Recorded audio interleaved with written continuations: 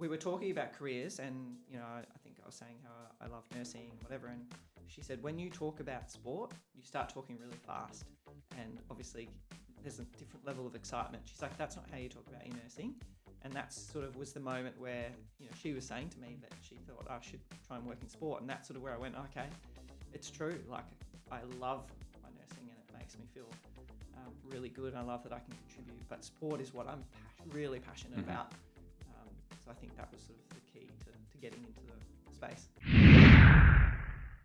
Hello and welcome to the SportsGrad podcast, the ultimate guide to make it in the sports industry. I am your host, Nathan Peroni, and on this podcast, I chat with people in the industry and find out how they got hired into dream jobs in sport. If you want to know what people are doing to break in and grow their career, make sure to follow the pod and subscribe to our newsletter for even more advice. Or if you want to give yourself a competitive advantage in the job market and put your career on a rapid new trajectory, go to our website and apply for the next cohort of the SportsGrad Method Program. Here at SportsGrad, we've helped people land 850 jobs in sport, with today's shout out to Jake Cohen, who recently landed a role at the upcoming FIFA World Cup, working as a transport coordinator in host city, Kansas City.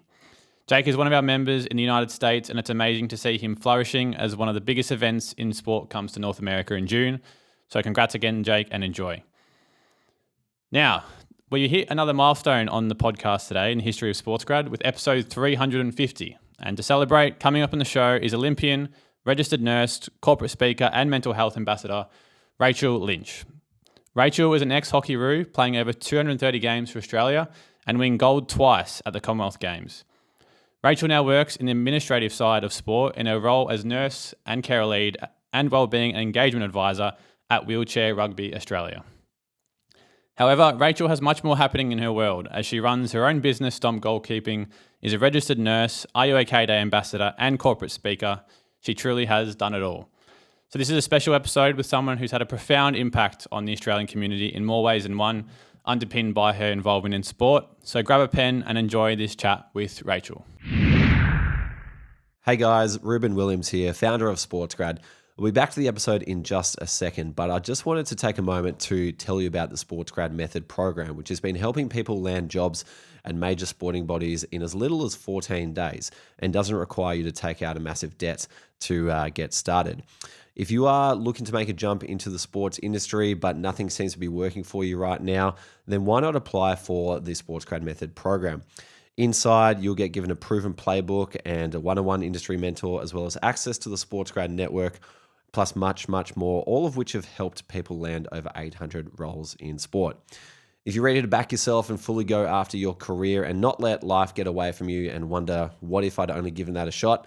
Then you're the kind of person who we'd love to work with. So head to sportsgrad.com.au/program and you can apply to join us.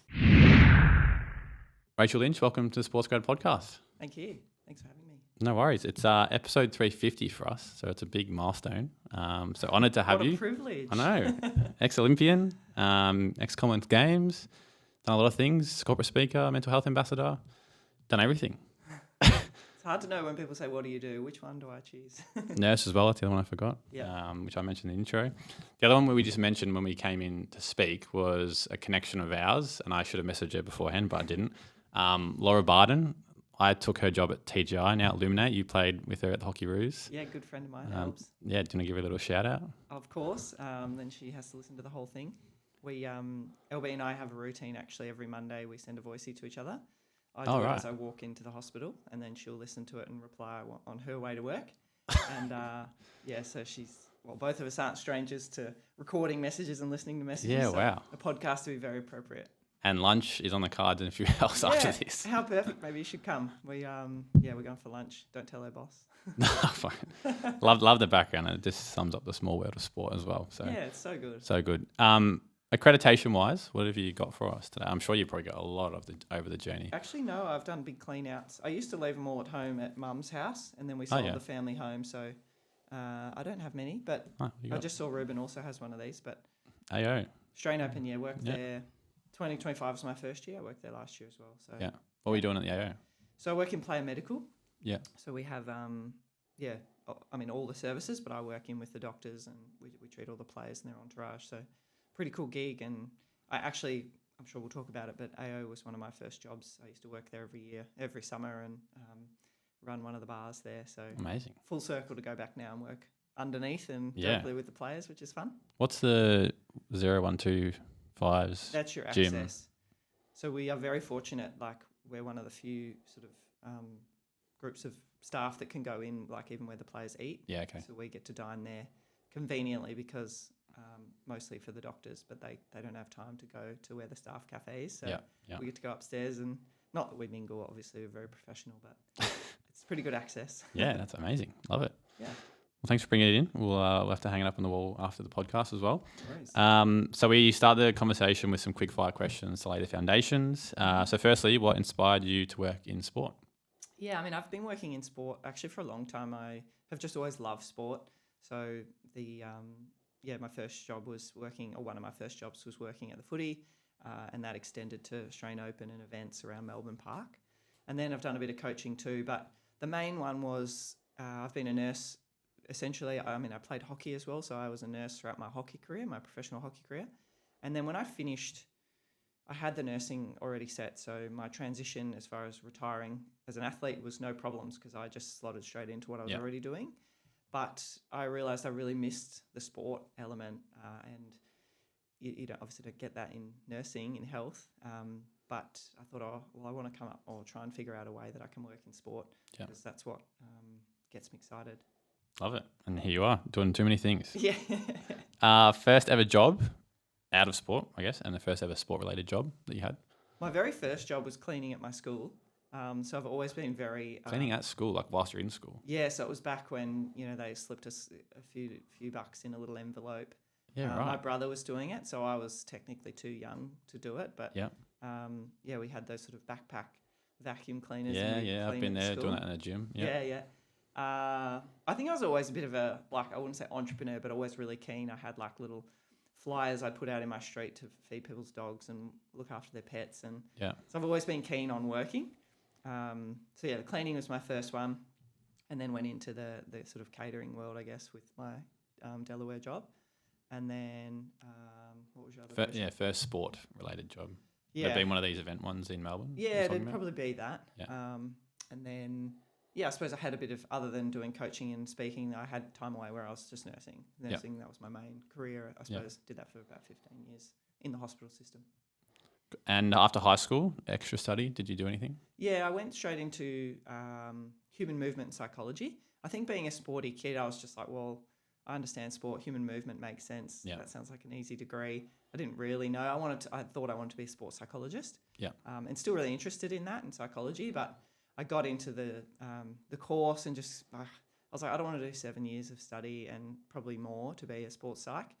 Is that the length of It's study? Something like that. You've got to do the undergrad and then further specialise. But whilst doing that study, I had to do some volunteer work, and I did it in a nursing home, which I absolutely loved. And I thought, maybe nursing. My mum was a nurse, so it kind of made sense, and moved across and haven't looked back. Amazing. One interview question you were asked to answer for any of the jobs you're in, or one question you like to ask people that you hire? We've used this more recently, but the why us? So why are you choosing this particular organisation? Because I think interviews are a really interesting thing. People think, I believe people go there trying to prove themselves, whereas I sort of think you should view an interview of you going there to figure out if it's right for you, for a couple of reasons. One, obviously you need to make sure the job is right for you, but two, it takes a bit of the pressure off. You can just go there and be yourself and ask good questions and be curious and try and learn rather than sell yourself. Yeah. So that's sort of a bit of advice I've always given too, and it's worked for me. Yeah. Do you think people under research into the company, I suppose, to go, if you ask that question, why us? Yeah. And people focus on themselves as much? Yeah, probably. But also it's about an emotional connection, or why is it important for you to be part of this organisation? And I've been really spoiled. I've only ever done jobs that I've loved, and I get for various reasons people do jobs that maybe they don't love or they sort of feel a bit stuck in. For me, life's too short to do that, so I think you want to really love it before you move into it, especially if you're going to be loyal and commit to it for some time. Definitely.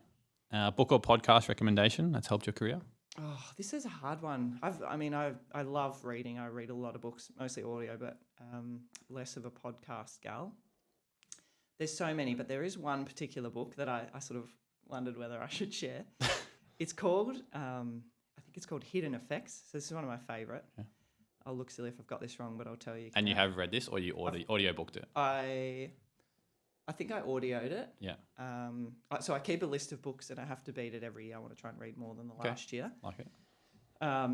So this one, Hidden Effects. It was a guy who was in the army, so worked in the army, and then he ended up moving into this very, very niche role. Sorry, it's a bit morbid, so content warning. His role was to go to mass casualty events and help, for example, find things like wedding rings. So his job is to collect those things and the important ones, and then if they want, try and return them to the owner or the family member. So sorry, it is really morbid. No, but I think I'm more thinking, wow, from a place of there is a job out there that exists for someone to do that. Correct, and that was why it was pivotal for me, because I was like, this is such a niche. It's a guy who, whilst it's really probably the furthest thing from what most people want to do, he saw the value in being able to return these items to people who are grieving, who lost a loved one. And I just thought it's so specific and suited to that guy that it's like, well, I want to find the job that is really specific and suited to me. And I invested a good year to 2 years in finding that job, which I can happily say I found. Yeah, wow. That's a very niche book to then come across that learning. Maybe people have to read it. Yeah, it is a good book, but it's a little bit dark. And last one on the quick fires, if you could try another job in sport for a day, what would it be? Yeah, so I think chef to mission would be really cool. And, I assume your audience is sporty, but chef to mission is the person essentially put in charge of, say, the Olympic team or the Paralympic team or whatever. And they are the caretaker or the person that looks after that group. So I've had pretty close contact with a few of the chefs over the Olympics that I went to and then the Paralympics that I worked at. Yeah. And I think it'd be a really great job because it's very athlete first. Their job is literally to look after the athletes, advocate for them, make sure the environment is really good for them. But the people that have been in those roles, genuinely good people, kind hearts, and I think Is Anna Mears the recent one? Yeah, so Anna Mears, Elisa Camplin for the Winter Olympics. We've had some really in Chesterman for Olympics previously.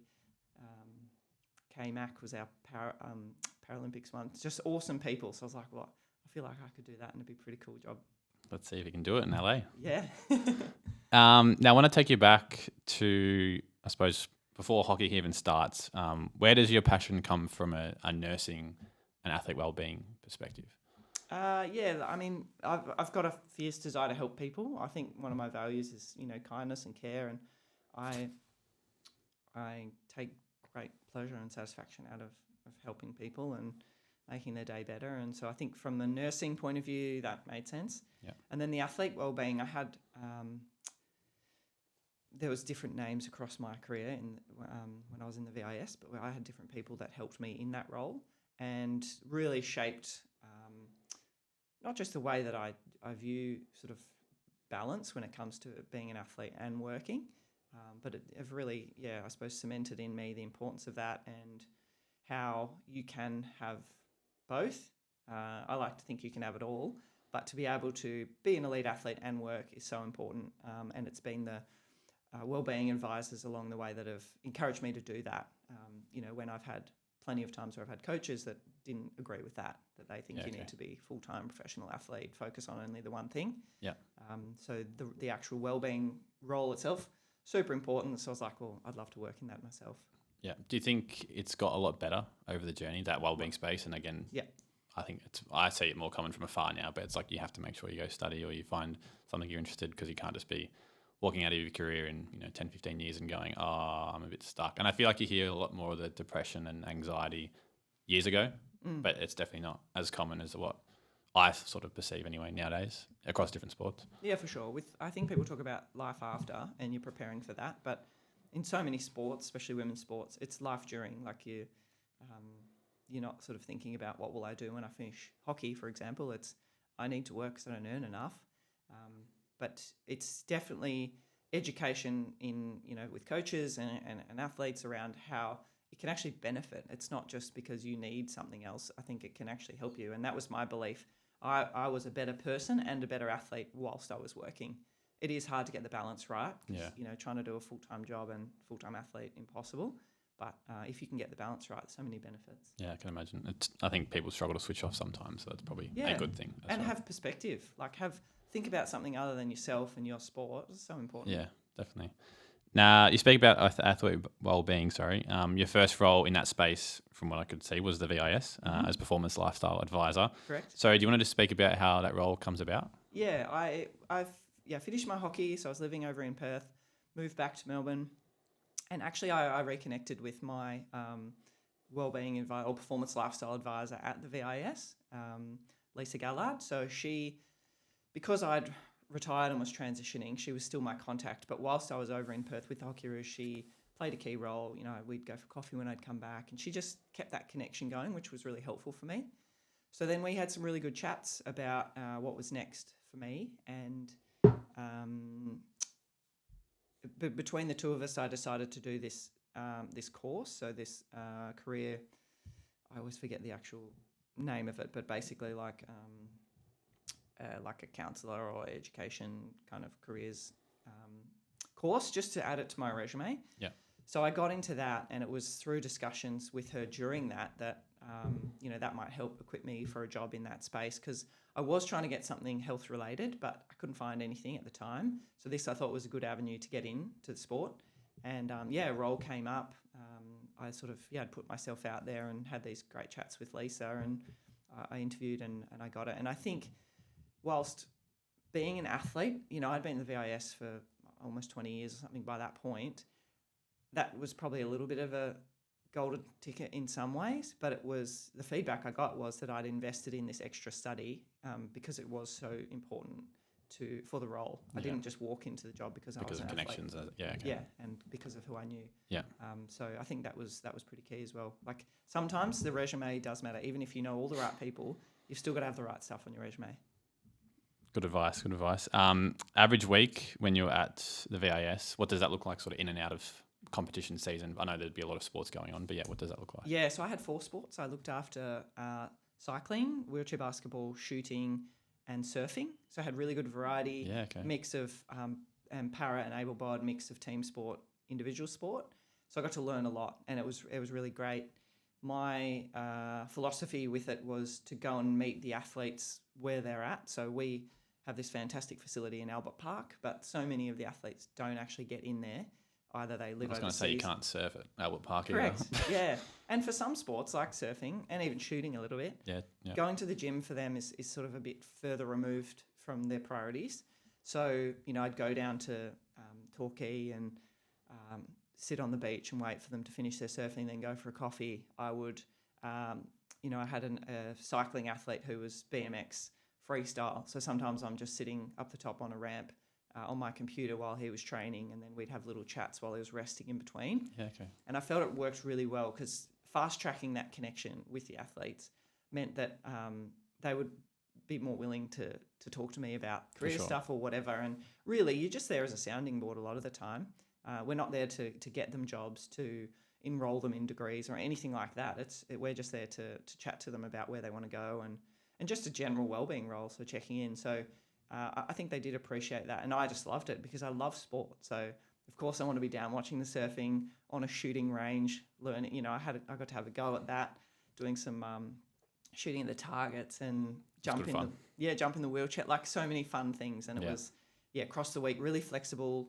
Some days in the office, but mostly out at sporting venues, chatting to them. Does it give you more appreciation for, I guess, the caliber of athletes across all these different sports? I know you're professional yourself, but I think we also don't acknowledge sometimes those other sports that maybe aren't so front-facing, how elite they are at it. Yeah, well, it was actually interesting. I totally agree, and I think one of the elements that I suppose threw me was my hockey experience is relevant to hockey and my experience. So there was one of our surfers, I was working with her to help get her through school, and it was actually Michelle Mitchell, she's the wellbeing person for surfing, but she was also a Hockeyroo. So we had a connection, we had lots of chats, and this particular athlete, it was about helping her get through school, year 12. And Michelle was like, it's not going to happen. Like, we need to accept that fact, because she knew the surfing circuit, she knew this athlete and what they needed and how they had to fully invest in the competitions. And I was sort of a bit shocked that I just always thought, well, no, we would just prioritise school. But in some sports, because of the age that you're trying to make it, you have to invest in the sport in different ways. So great learning to go, all right, well, yeah, what works in hockey doesn't mean it's going to work in other sports. And Is that the same for like a swimming? I think swimming always hear that they're 16, 17 and they gymnastics. Peak. Gymnastics, there's heaps. It's all about the age. And for surfing, it's not like, oh, just wait a few years, get through school and then go. If the opportunity's there, you've got to go while it is. And this athlete went on to do really well, and I think still is doing great. But it was just a good reminder that, it's so unique. Everyone's situation is so different. Yeah. And you were there during the Olympic period, Paris 2024, for both Olympics and the Paralympics. What was that experience like, being around the athletes at that time? Yeah, the build-up, I think, sport is all about cycles. So we have a big sign up on the in the gym, in the VIS, that has a countdown to the next, recently it was obviously the Winter Olympics, but Olympics, Paralympics. Yep. And that's what you're thinking about as an athlete. That's the major. And so there is more tension around because people are trying to get selected or qualify or whatever. But I think as a staff group, our role is to then be that steady influence and still support them. And you're going to have some who are being selected or qualifying and then freaking out, and you got others that are missing out and feels like the world's ending. And I've been fortunate to go through that as an athlete, both sides, getting selected and missing out. That must make you more relatable, I suppose, for those scenarios, knowing you've been through it and you can understand and empathise. Yeah, definitely empathetic around it. And like I said, I think it's being that steady influence to them, where I see the VIS as a safe place for them to come and away from their national sporting organisation, where a lot of the tension is. It's like, you can come to us, we'll still support you, we're here for you, whatever it looks like, whether missing out means the end of your career or taking a break or whatever. And I love how the VIS can provide that support. You just spoke about there with the NSO, so do they have their own wellbeing teams that will be playing a part with this athlete as well? You're almost getting overlap?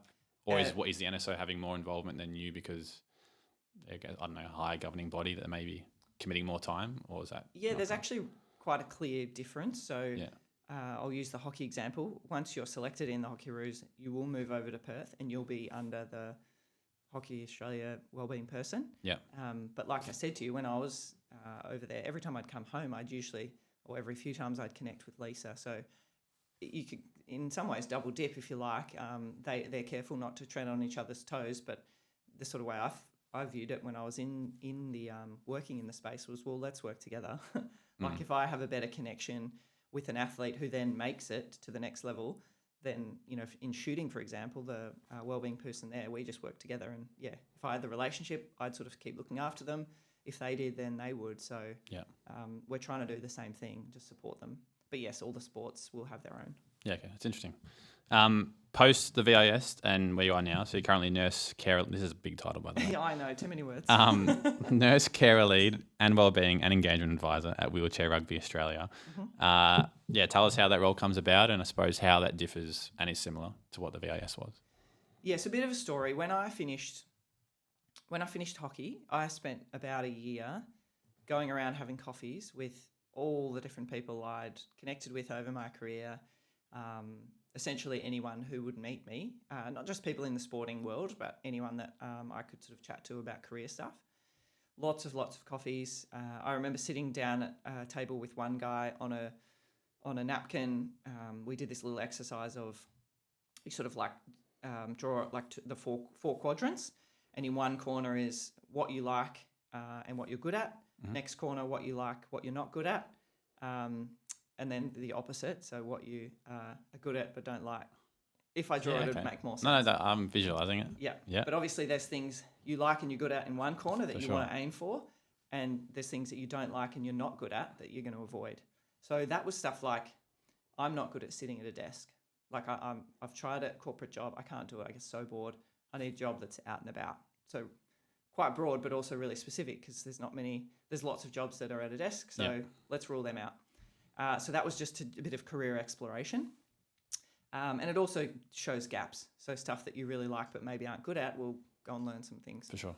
So that was one. But then I put together this one pager. So I basically built my own job description around my dream job, which I called High Performance Nurse.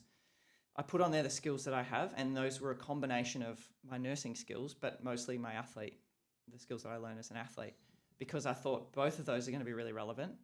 But in a sporting sense, I was like, well, we, for example, got ECGs every year, annual ECG for VIS. That was a requirement. Well, I know how to do an ECG, so why would you want to go somewhere else for the organisation, send the athletes off, pay for that, when you could do it in-house? Correct. Now, the VIS had a nurse, so I went and spent a day with her, which was great, see what she did. And then I just continued to take this one pager around to anyone that would meet with me, and I showed it to them, football clubs, cricket clubs, any sporting organisation that would meet me, and showed it to them and just sort of said, what do you think? Do you reckon I can do this? Or would you be interested? Whatever. And it wasn't until I met with a lady who works at Carlton Footy Club. Again, an Instagram contact, kind of like a cold call. She was like, yeah, I'll have a coffee with you, which was awesome. So I went down, she gave me a tour, sat opposite her. And she was a nurse, but had gotten into the footy club through her dad. I think she started as a trainer or a runner and worked her way up and was now in this sort of hybrid nursing, a little bit wellbeing space, because they knew she had the nursing skills. Yeah. But her role was, help with medications on game day, assist the doctors if they were doing any sort of procedures on the sideline.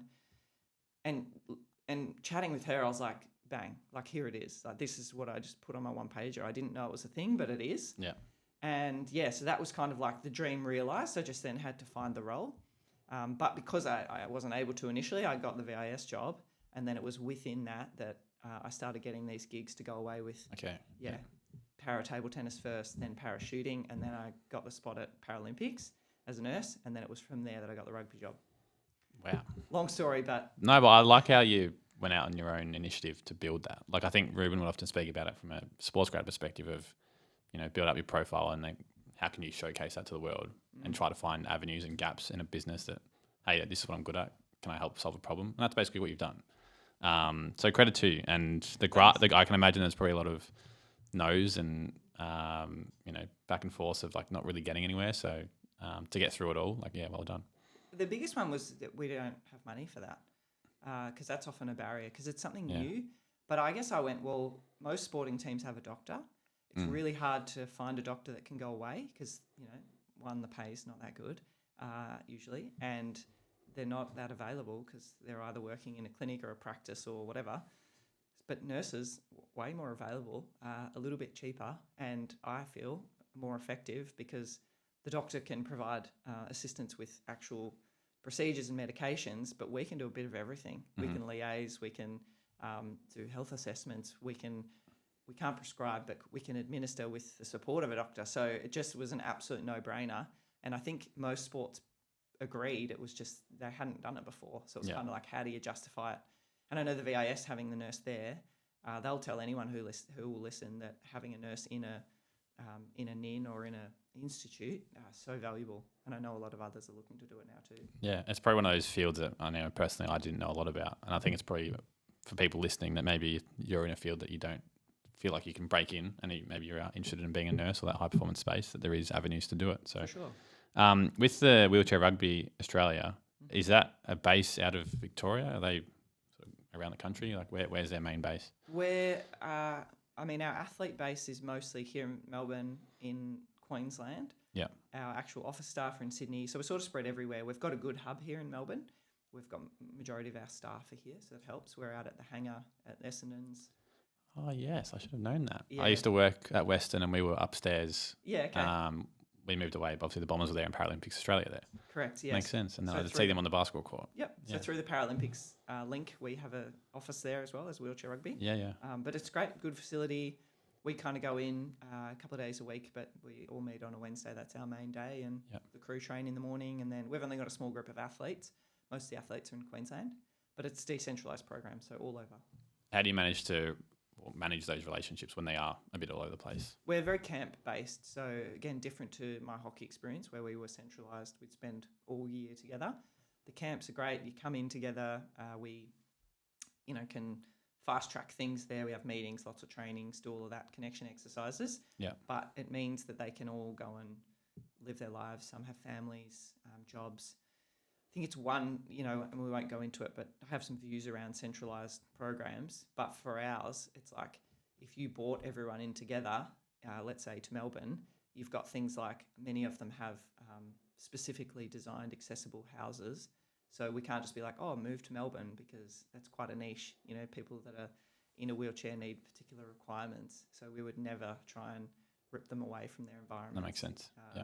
So it works well, camp-based, I think, and we spend a lot of time together, and thankfully we've got enough support financially to be able to do it that way. Yeah, fantastic. I want to ask you a few questions just generally around athlete wellbeing. Firstly, what is like your philosophy on balancing that high performance demand with the long-term athlete welfare?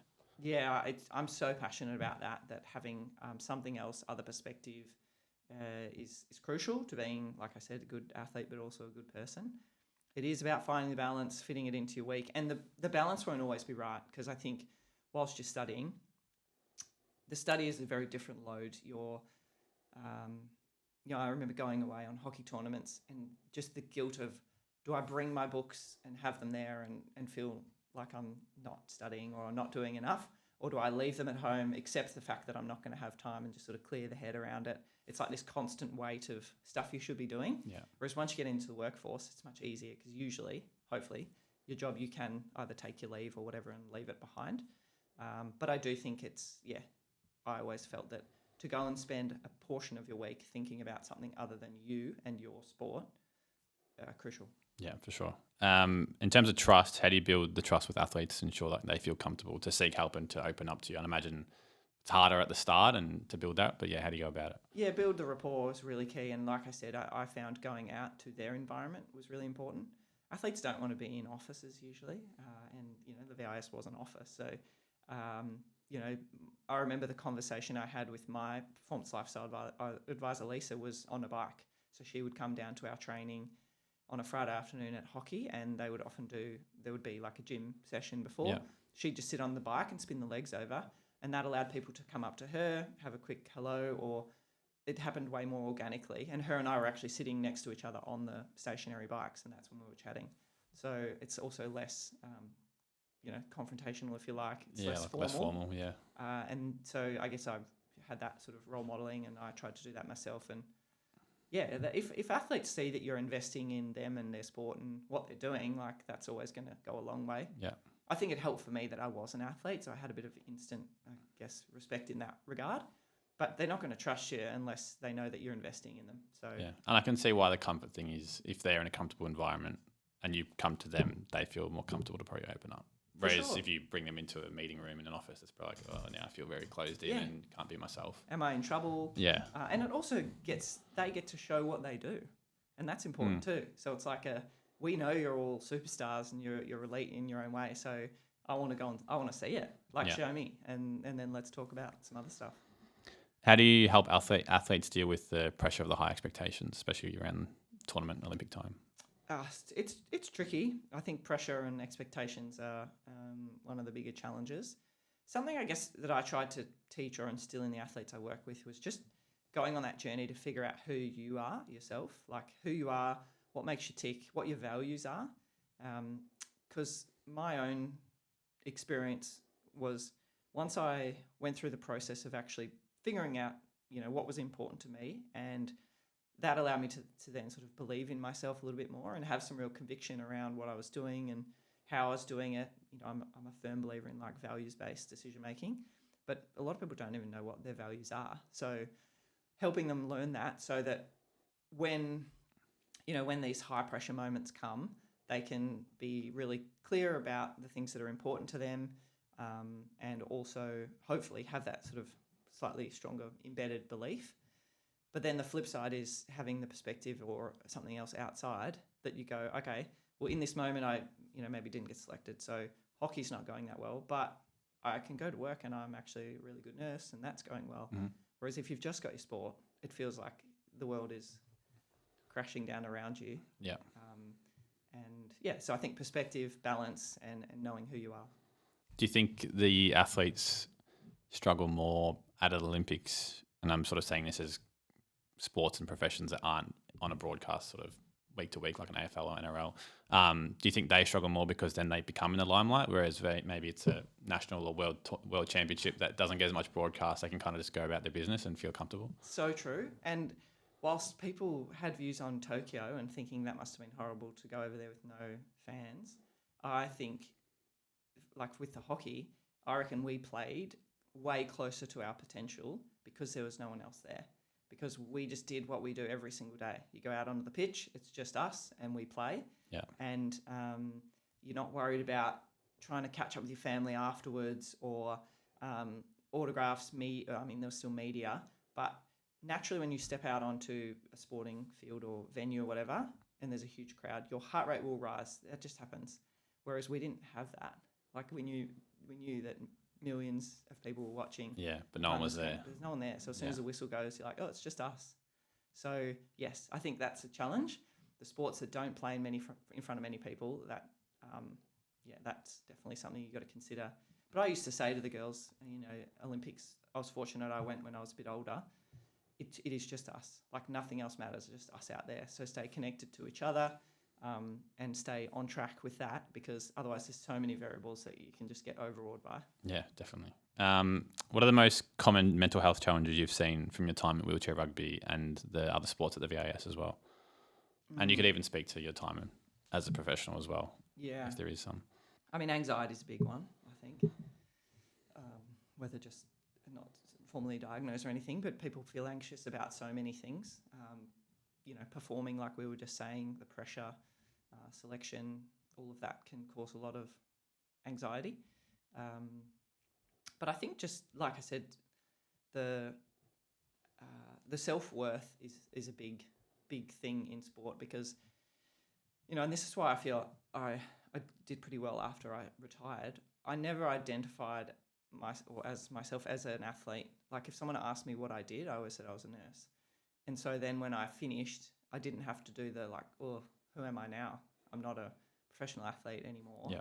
I'm still the nurse that I was before. I have this fantastic career that I had, and I'm very proud of it. And I still was in hockey at that point, but it wasn't like shit. Like I don't know who I am now. So I think, identity and self-worth is another part of mental health, because it's like, if you're so wrapped up in the sport, then you have to almost start again when you finish, or if it's not going well, same thing. Yeah, that's a good point. So I think it's your own value and self-worth is a big thing in sport. Yeah, for sure. And just the last one on these questions is more, how do you measure your success in these roles that you're in? In the working roles? Yeah. It's a good question. I'd probably say the main measure for me was the actual connection. So when I first started in the job, you go to them because you have to. They don't know really what you're doing yet, and so it's often you reaching out. But then when it comes back and they're coming to you with questions, wanting support, self-report in my role now in the nursing role, self-reporting things, that shows me that they trust me, they feel safe to share things. So for me, that's success. Yeah. Obviously now in the role, wellbeing, very hard to measure. Yeah, I can imagine. It's probably more qualitative than anything numbers-wise. Yeah. Yeah. Who finishes their career without a mental illness? We're not measuring that sort of stuff. Yeah. Obviously, but in the health space now, it's getting through tournaments without illness or any sort of, not injury. That's not my world, but there are other ways to measure. But for me, it's about the connection. Sounds good. Are You OK Day?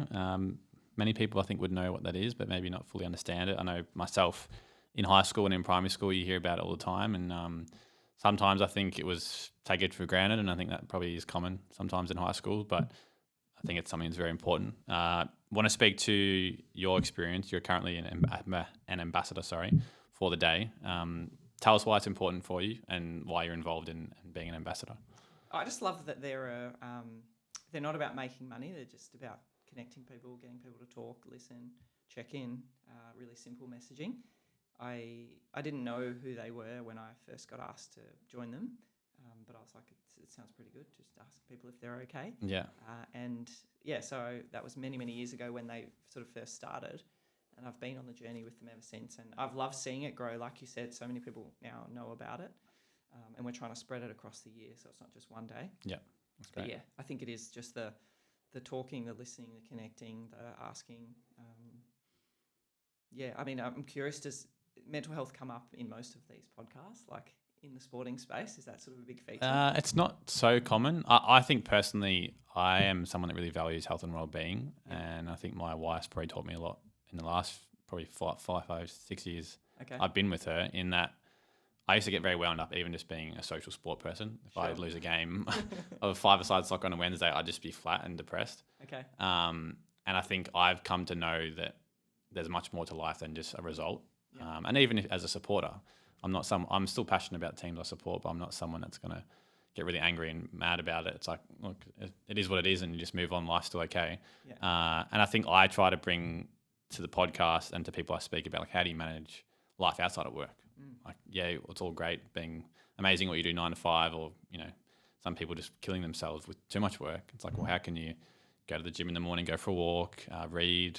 And so I've done a lot of research into that and probably really value it. So probably doesn't come up a lot, but I am someone that still likes to, in just casual conversation, speaking with people, how do you manage it to probably make my performance from a mental health perspective better as well. So, well, you use the word like health and well-being, like that's what it is.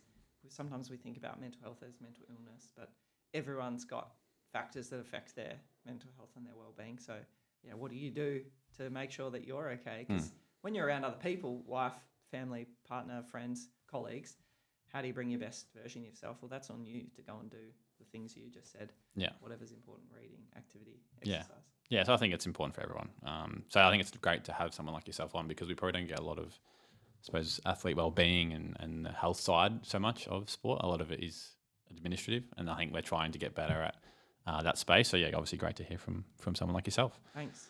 I was going to wear my Are You OK vest. That's my other one that I like to wear. Maybe the Steelers need to get Are You OK? Oh, yeah, on the other side. That'd be good. Yeah, good point. Little charity partner. Yeah, nice. I wanted to speak about the professional hockey experience for you. I know, again, you are Rachael, the nurse now, and athlete wellbeing, but I think it's still very valuable, and a lot of people will love the story. So just quickly, over 230 games for Australia, dual Olympian 2021 and 2016 Olympics, dual Com Games medalist 2010, 2014, and 2019 International Hockey Federation World Goalkeeper of the Year. Pretty impressive resume. Thank you. Firstly, why a goalkeeper?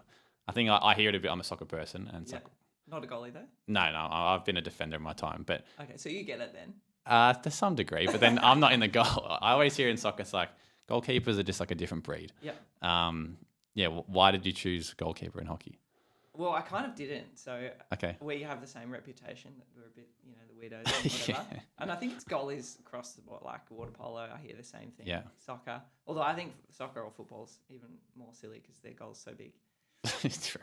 But I first got into hockey in primary school, so I had a sports teacher, Fiona Wells, who encouraged me to try out for the state team for a few different sports. Yeah. Hockey was one of them. I'd never played before, but our school had some equipment, so I tried out as a goalie and a field player, and they selected me as a goalie. So that was it. From there, joined Greensborough Hockey Club and learnt the art of goalkeeping, I guess. Yeah. And I look back, and it's very niche. Like the skill set is so different to the field players that if I'd been selected as a field player, I don't think I would have made it to where I did.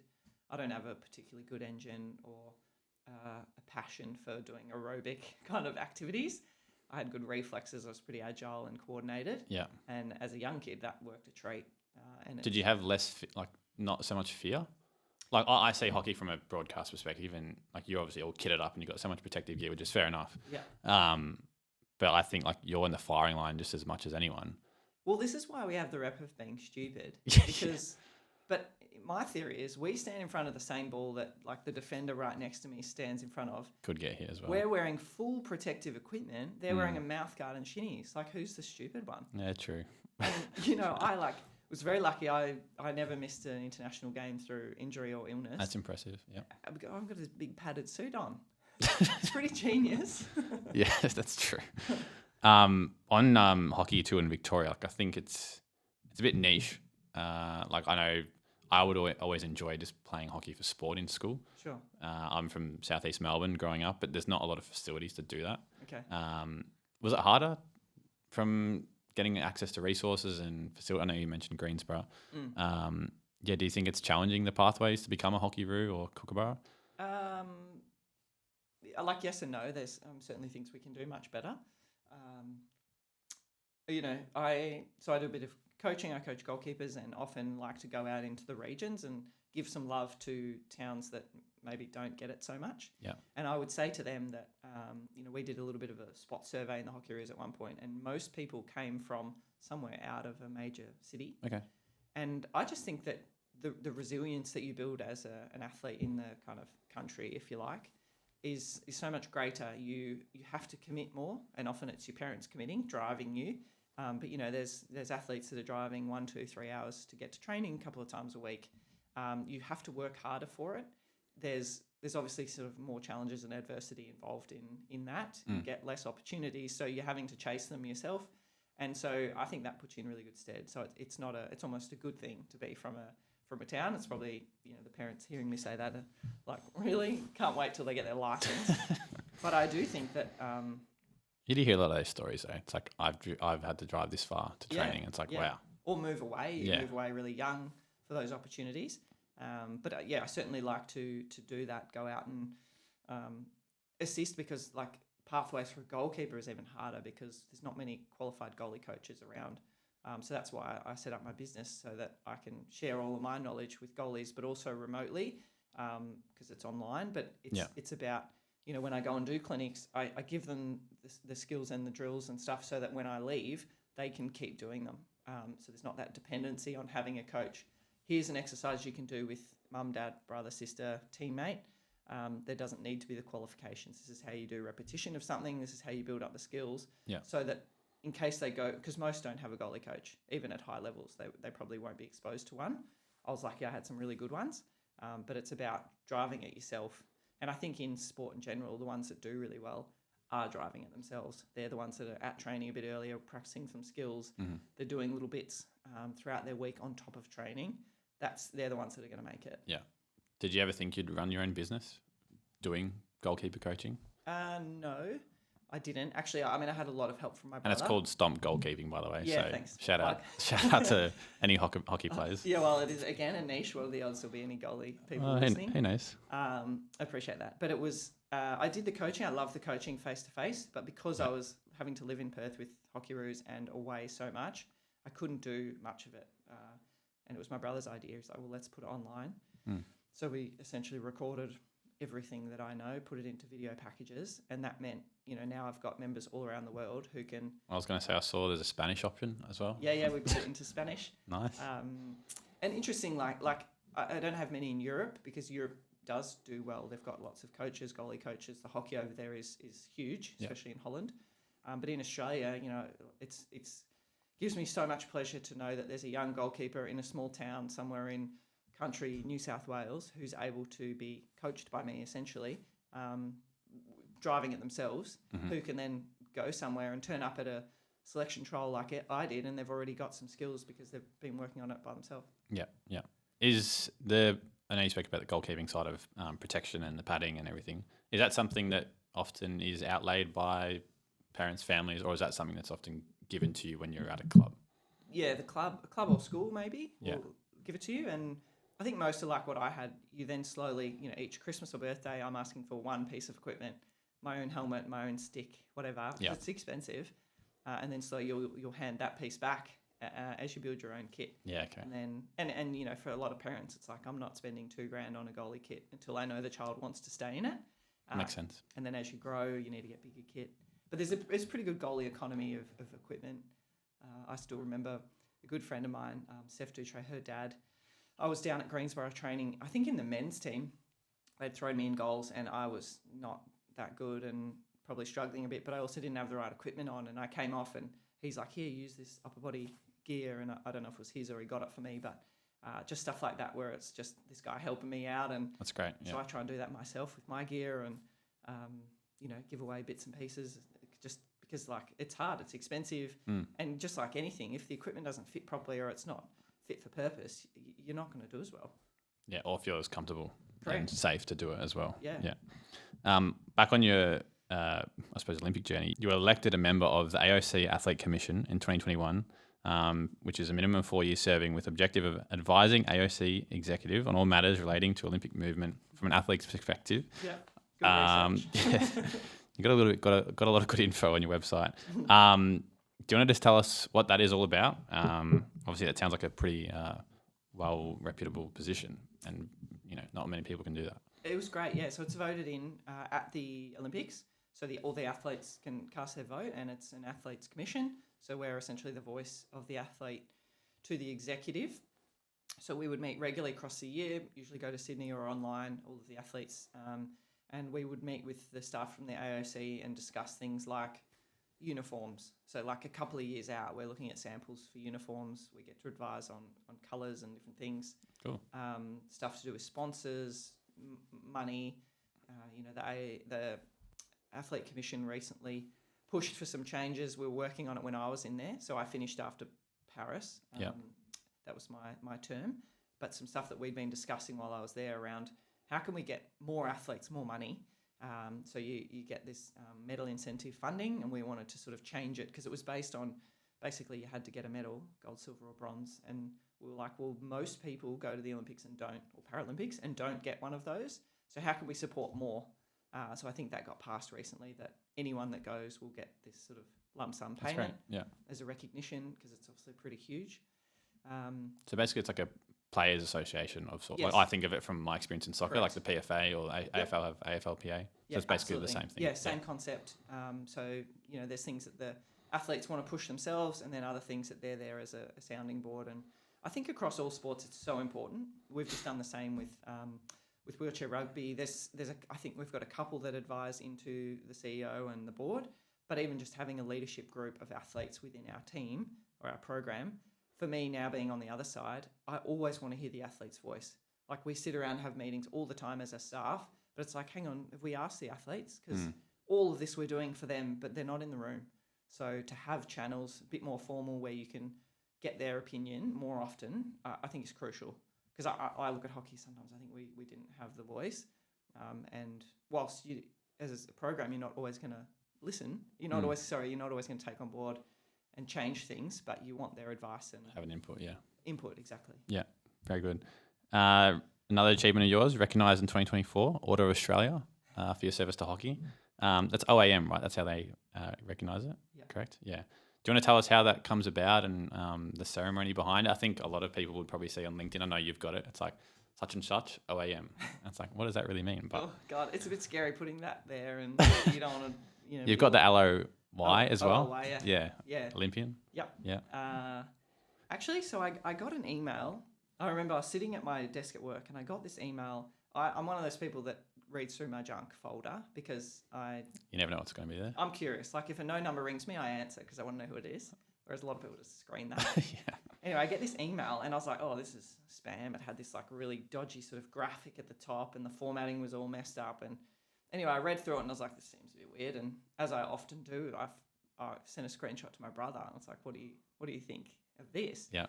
Anyway, he was like, oh, that seems a bit weird. But I ended up going into it. I clicked on it and it was like, you've been nominated. Can you go through and sort of check this information is correct? So you have to, as part of the process, you have to verify the things that have been put forward about you to just confirm or deny. Yeah. So I went through and I was like, okay, and most of it seemed pretty accurate. Adjusted a few things. And then, the next one that came, same thing. It was just this dodgy ass formatting. It went into my junk.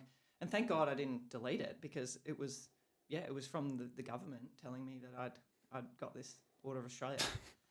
What was did it look like? Obviously, it's a government email. I imagine. So it had the kind of like, I'll probably get this wrong, but like kind of crown thing on the actual logo. Because sometimes it doesn't format correctly in junk, and you have to like pull it out of your junk to actually format Probably correctly too. That's what it was. Yeah. And maybe I've got a really good sort of filtering system that government emails go to my junk, but so it was almost a bit fortunate. And then so then you get awarded it, or like you find out that you've got one. You don't find out who nominated you or where it came from. I still don't know. I had one friend that had said to me years ago that she might she wanted to put me forward, and I just assumed it was her, and I asked her, and she's like, oh, no, sorry, I never finished the application. So I don't know who it was, but I'm totally flattered. And then, got the opportunity to go into Government House and bring 4 guests, which was also really important to me. You know, like when you graduate from uni, I certainly felt like you're more doing that for your parents. Like that's a big day for them. That's who I often go to celebrate. Correct. Yeah. Yeah, to get the photos, the proud moment, whatever. This one was a little bit like that for me. It was, whilst I was absolutely honoured, I took it as an opportunity to acknowledge some key people in my life. So mum and dad got to come, but so did Anne-Marie from the VIS. She was the VIS CEO for, my whole time I was there, basically. I asked her to come, and asked Stacey Strain, my best friend, who was also the VIS hockey coach. We were teammates. We played for Melbourne together, and we also played for Australia together. So I invited the 2 of them because I was like, they've played such a key role in me getting to this point, like my parents have. So it was actually a really great day. And, you know, they're really strict. It's like you can only wear certain tops. You need to make sure it's not baggy enough so that when they hook the medal on, it doesn't sort of sag. All these requirements, security stuff. But it was, and you line up, you get called out, all these rules and that, but it was really cool. Have you had any teammates that have got OAM for hockey as well? Well, so if you win a gold medal at the Olympics, you get an OAM. Oh, right. So that's sort of how we associate in the hockey world. Certainly for me, that's why I thought people got them. Yeah. Whereas that's not how I got mine. I haven't won a medal, let alone a gold one at the Olympics. So it's different. So plenty of the people I've idolised over the years have them. That's like automatically you've got it for, I suppose, better reason, just for who you are and what you've done besides the success. Yeah, I guess it takes a different form. Yeah. Service hockey, you could say that the ones that win gold medals are doing that as well, but just absolutely honoured, and it was a total privilege to get something like that. Well done on reading your emails. Congratulations. Read your junk, that's the message. The last one on an achievement-wise Olympic sense. So in 2020, you inducted into Olympians for Life, which honours Olympians who have drawn on their Olympic experiences to make the world a better place by promoting the Olympic values every stage of their lives. Now, from what I read, I think it's 1 out of 5 every 4 years. Is that right? Yeah. So again, pretty illustrious. Do you want to speak about how that comes about and again what it means? Yeah, actually another wild story, because this lined up with I actually, in the lead up to Tokyo, I got dropped from the team. So there was quite some controversy around it. Myself, one of my teammates were, Olympics got postponed. We then had to essentially get reselected. So I was already in the squad in line to go to Tokyo. I was in the form of my career. I'd recently got this International Goalie of the Year. So I'd been off the team, and all of that happened. There was an appeal, whatever. Anyway, I ended up getting back in. But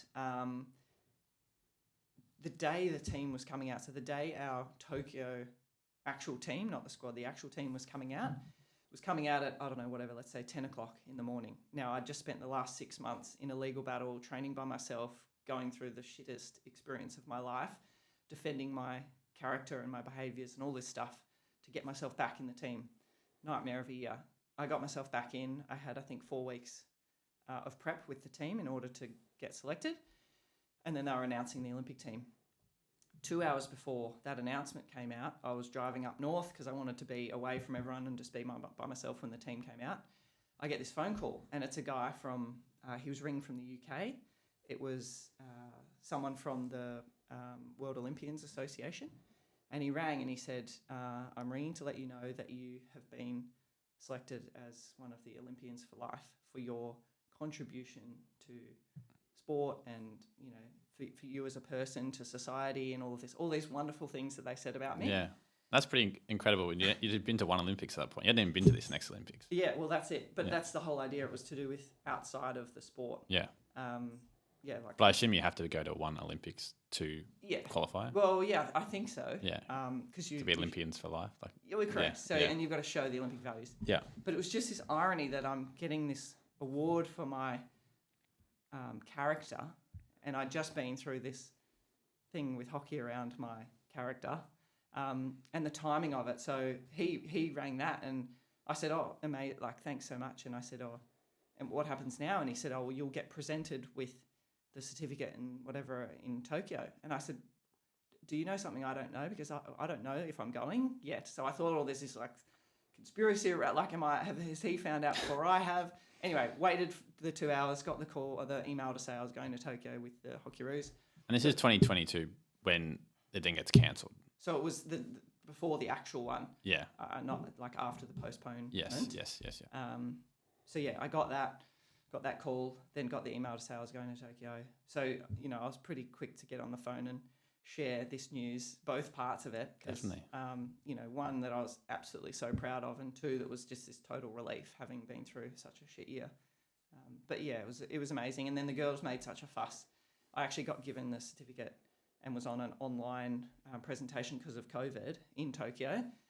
The president of the IOC presented it, whatever, but I was in a room by myself, and then afterwards the girls made a huge fuss. So it was really nice. I think I saw a photo on your website, and it's like everyone's got a mask on, and you've got the certificate with all the girls. Yeah. Well, two of the girls actually wrote this poem that is one of the most incredible, sort of memorable moments of my career. They wrote a poem about me and my experience in winning this Olympians for Life, and I watch it often, and yeah, it was just really special the way they sort of gave me that shout out and what I meant to them and the team, and having been through what I had, it was really, really nice. Love it. Very good. And last one on the awards, and this is away from sport.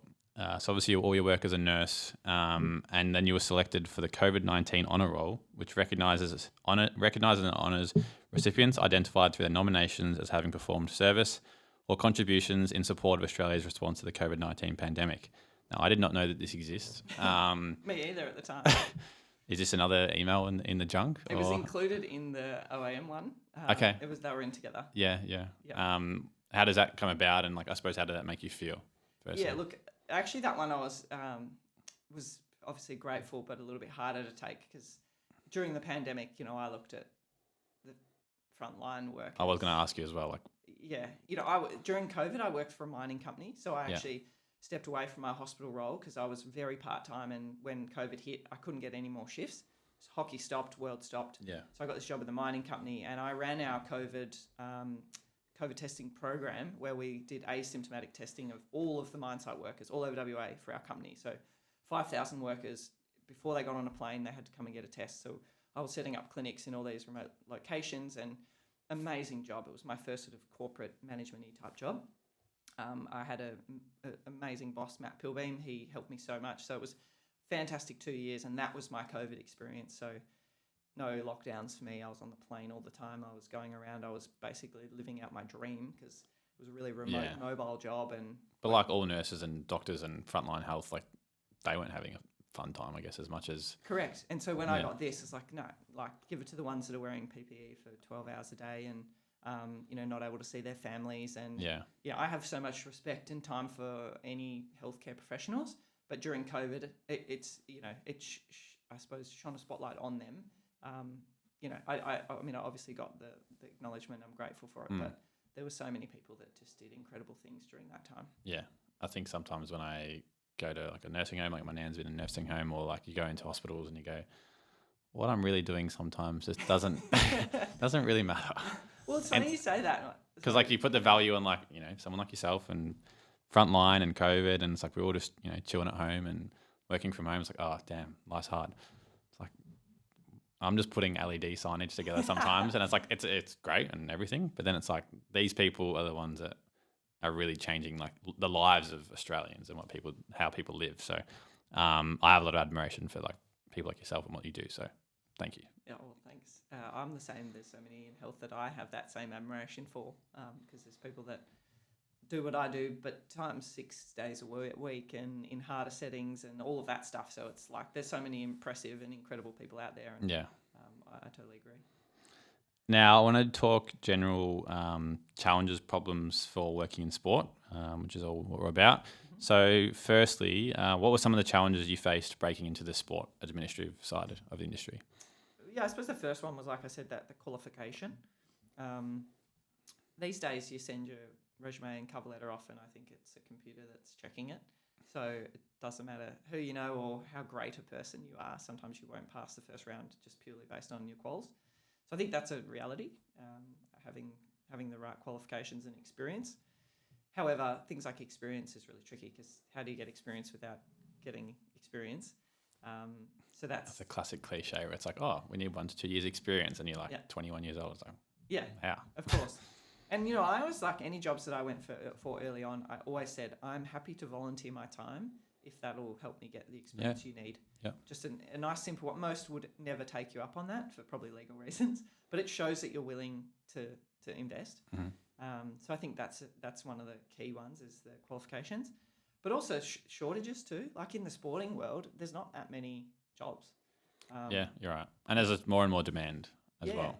And good people stay in good jobs. So, you know, I was actually having the conversation last week with around coaches. So I was talking to one of the boys in our rugby team. I said, do you want to be a coach? And he said, well, yeah, I'm keen, but our last coach was in the role for like 20 years. So if you want to be the coach of the Australian Wheelchair Rugby team, if it's not open, there's no, like you might be moved on to a completely different stage of your life when it opens next.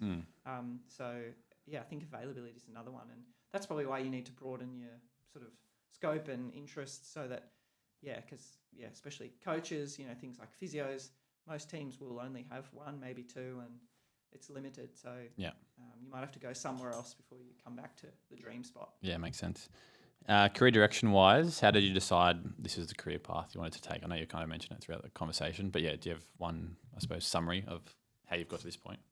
The conversation I had with Stack, my mate that I mentioned earlier, we were talking about careers, and you know, I think I was saying how I love nursing and whatever, and she said when you talk about sport, you start talking really fast, and obviously there's a different level of excitement. She's like, that's not how you talk about your nursing.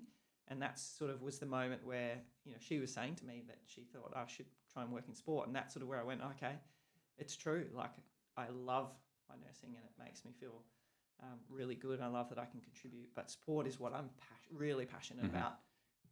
So I think that was sort of the key to getting into the space. Yeah, I think it's a good point. And maybe speaking fast about all your passions is a trigger. Yeah, like what makes you talk really fast? Yeah, and smile probably as well. Yeah, true. In terms of making it in sport, when you've landed your jobs throughout the course of your career, especially the admin side, what do you think made you stand out the most? Stand out? Yeah. This one's hard because it is so specific and not everyone has it, but I think it was my sports experience that allowed me to stand out. When I think about nursing in sport, anyone who's a good nurse could work in the space, but I reflect on my time at the Paralympics.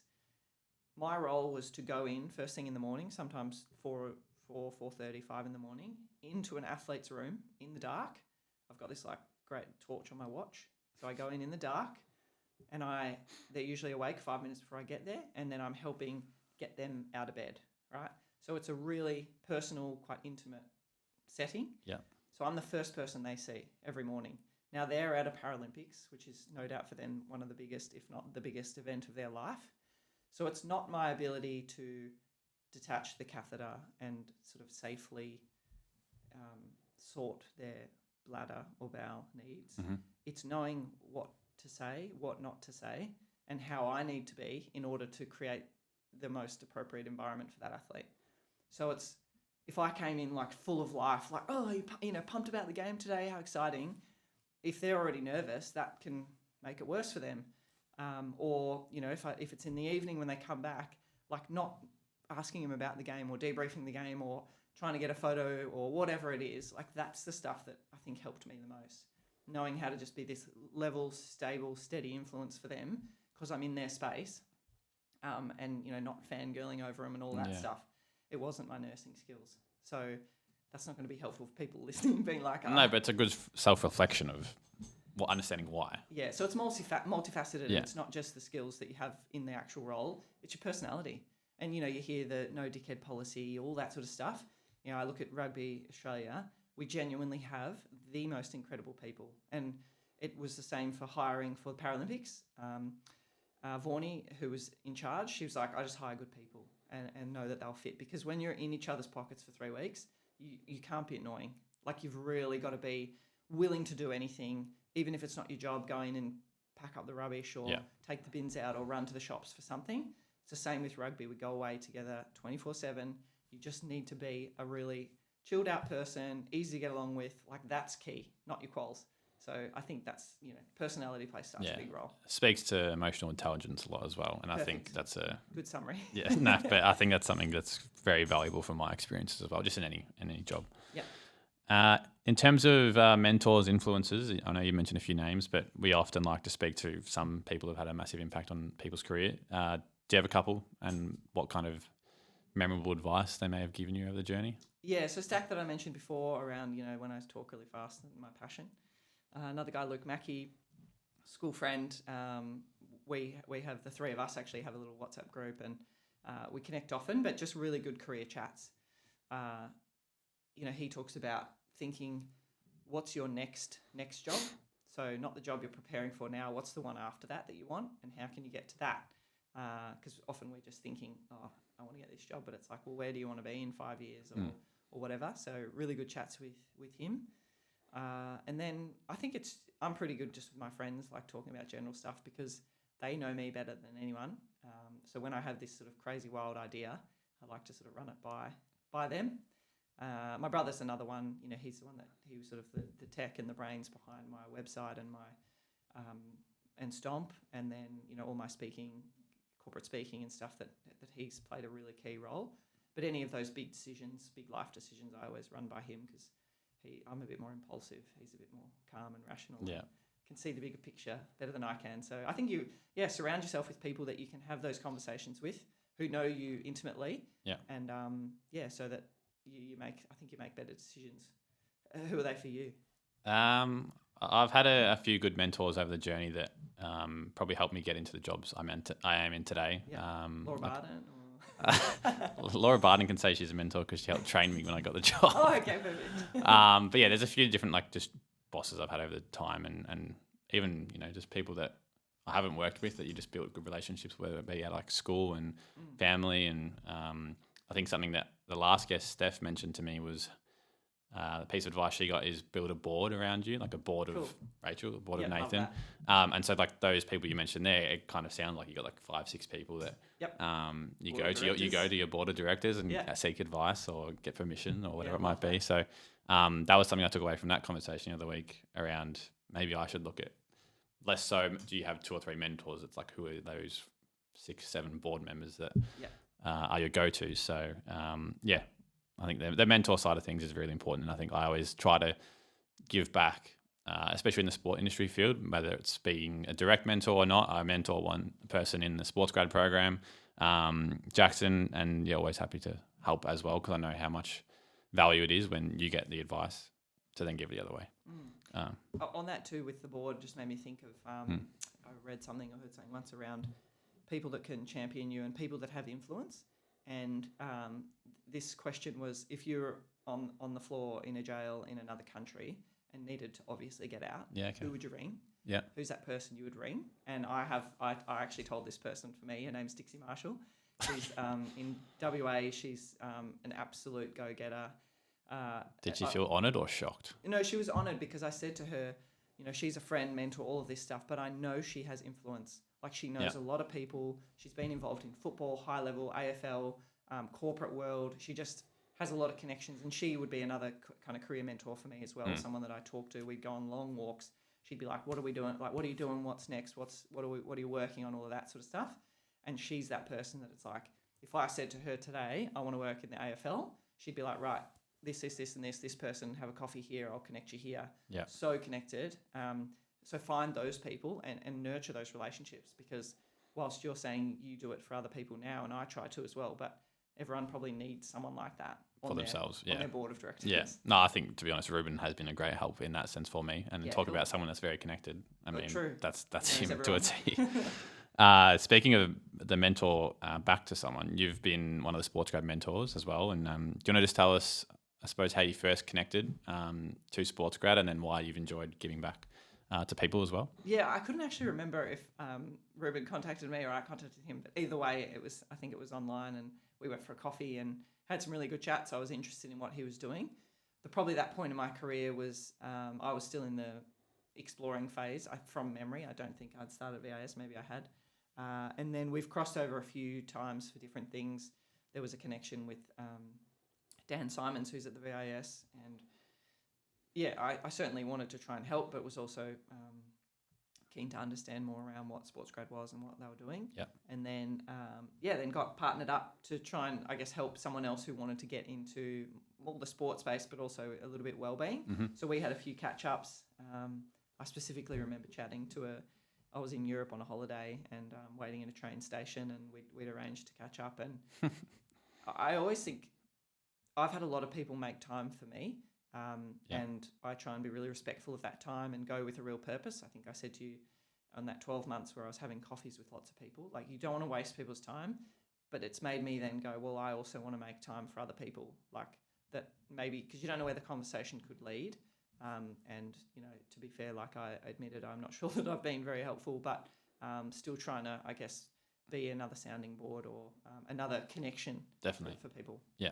No, I think when I connect with new people as well, I think everyone has an interesting story. You just don't know about it until you get it out of them. Yeah. Exactly. And the old, is it 7 connections from 7 people from separation or whatever? Yeah. I think it's 6. Or 6, yeah, whatever. But 6-3. That sounds more correct. Now, cover these last questions a bit more playful, I guess. Sure.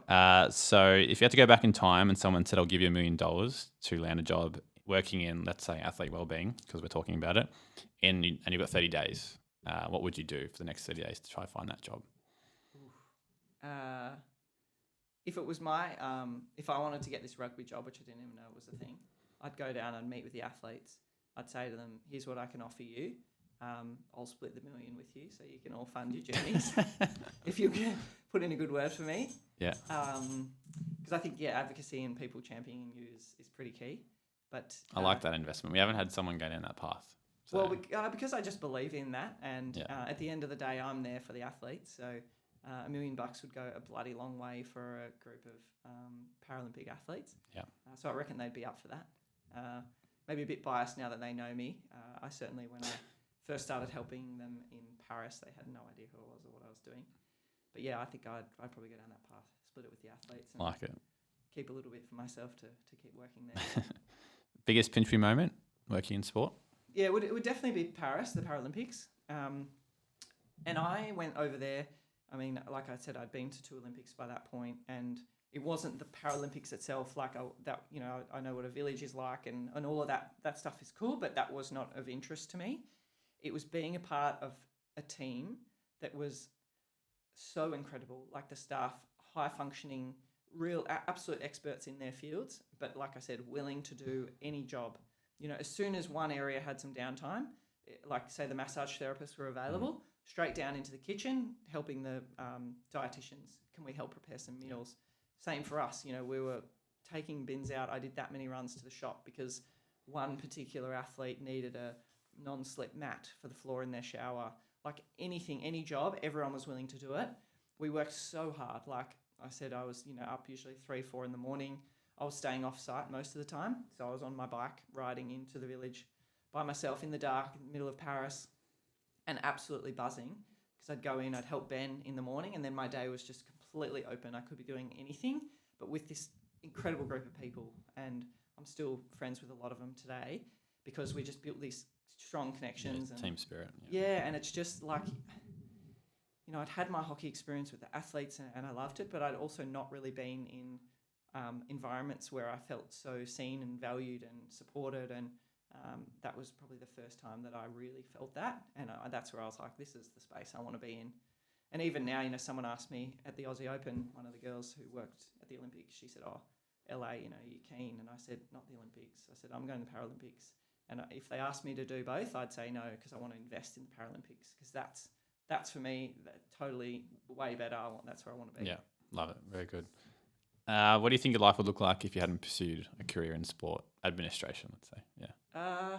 Just down a nurse path? Yeah, but I never wanted to work full-time as a nurse. Like, I'm really particular about that. I work a low amount in the hospital because I want to turn up with the absolute most empathy and care that I can. Mm-hmm. I don't want to get burnt out. So I don't know. I feel like I would have ended up somehow in sport. But, nursing's also a really cool job. I probably would have had a couple of different nursing roles just to keep some variety. Yep. Currently I work in geriatric ward and I just love it. It's so far from what I do in my rugby job, but plays a key role in me being who I am. So probably something like that. Yeah. Well, you're here now anyway, so it doesn't matter. And the last one is the question from our last guest, Steph DiGiulio, who's in HR at Melbourne Footy Club. And she asked, how would you spotlight a female in sport? Yeah, this one, I had a bit of a think. I would say advocating for people. They talk about you need those people in your life who will defend you in rooms that you're not in. And I think sort of championing someone is like that. So it's like if it's a female, we're trying to talk about them or bring them into the conversation. I guess it's that advocacy. It's trying to highlight them, and I don't think it's necessarily a gendered thing, but we do need to shine a light on more females in general, but especially the good ones, because there are barriers. I've been really lucky. I haven't sort of faced too many. I work, in health. There's more women in leadership. All of my bosses in the hospital have been women. So that's been a pretty good experience for me. That's good, yeah. But we can always do more. Yeah, we were speaking on that conversation around International Women's Day and how her club had done a profile on her and a few other administrative staff. I'd seen a friend of mine at Hawthorn, and they'd done a spiel about everyone as well. And I think those are like the little bits that you can do to help amplify and spotlight the people working in sport. So, and really, the last one is for you. So what's the one question you would like to leave for our next guest? So this one was, I got asked this question on a podcast once before, and I really loved it. It was, what did you learn from your mum? What did you learn from your dad? So I guess for the next person, because obviously cautious of family situations, but what was the biggest takeaway from one of your parents or from a guardian that's influenced either who you are today or your role in sport? Love that question. Thanks. Let's go with it. That's all from me, Rach. Just want to say it's been an absolute pleasure to have you on. Really enjoyed the conversation, and Me too. Appreciate you giving back to the SportsGrad community with your support. I think there's a lot of learnings to take away from this conversation, and like you said, I think to take your career, what hockey was, and to now show who you are, and like this is the new version of you, and giving back in so many ways. I think the Australian community appreciates it. So thank you for coming on, and we'll see you around.